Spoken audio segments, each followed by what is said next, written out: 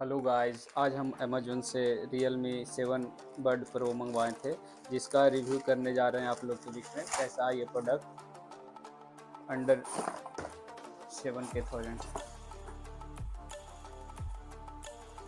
ठीक है, ये बॉक्स आता है इसके साथ में।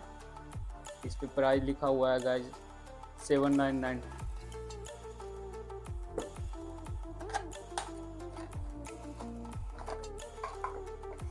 इसमें मिलता है एक ये एयरबड का केस, जो कि काफ़ी यूनिक है। ये रहा बड्स, और देख लेते हैं इसमें क्या क्या देता है। जो डॉक्यूमेंटेशन है,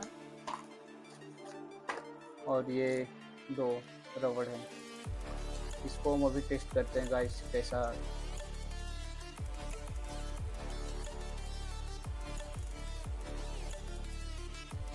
अभी इसे टेस्ट कर रहे हैं गाइस। म्यूजिक हम सुने हैं अभी, तो इसका एक्टिव नॉइज कैंसिलेशन बहुत ही बेहतर काम करता है, जो कि बैकग्राउंड का नॉइज जितना भी रहता है उसे पूरी तरह अच्छी तरह से रिमूव कर देता है।